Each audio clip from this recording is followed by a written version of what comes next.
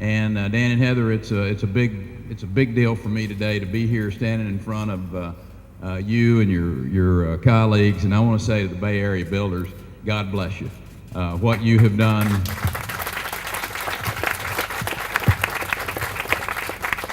Fact of the matter is, we can never tell these young Marines thank you enough.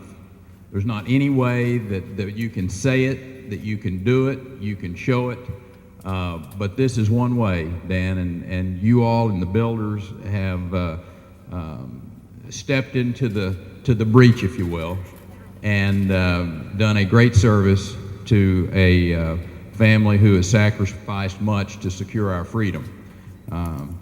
I like being out here in a neighborhood. This is a great place to come on Veterans Day because what we do is about neighbors helping neighbors. Even on the best of circumstances, Veterans Day can be a pretty somber event for the obvious reasons. As we reflect upon the sacrifices that have been made, the lives that have been lost, those individuals who have volunteered to stand on the line between those that would do harm to our citizens and us.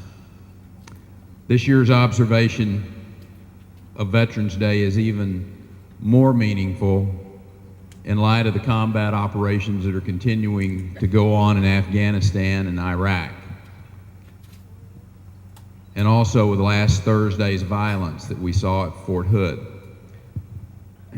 Just yesterday, I stood with people from all over the country at a memorial for those 13 individuals who lost their lives there on that great old fort. I have no doubt that perpetrator will have a real up-close and personal encounter with justice.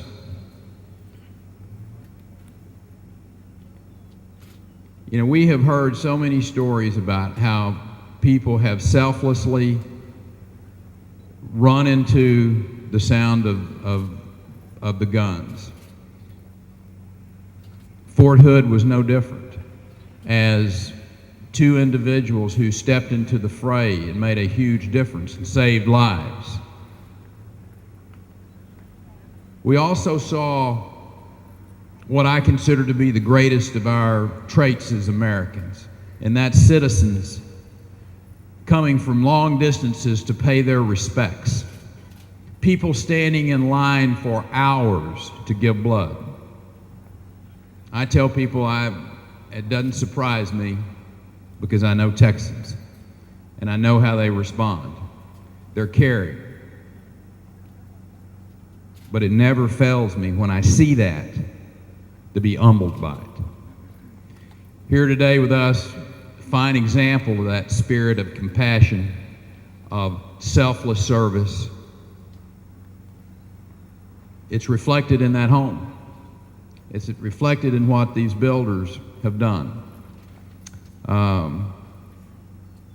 We could have just given up and went on with our lives and kind of forgotten what Scotty did, but we didn't. Just like he did not give up at a time when he was most needed by his fellow Marines. He gave that fellow devil dog a chance at further life. And for that, we can never say thank you enough. But it's also part of the soul and the psyche of who we are as Americans. You know, some people tell you it's a learned response, it was hours of training. Some will say he was raised right. You know what? All of the above is correct. But then there's a whole bunch more. That is the sort of selfless courage that comes from deep within. It's in response to a heartfelt calling. the realization that a life of meaning is connected to something bigger than yourself, to willingness to give without regard to your safety.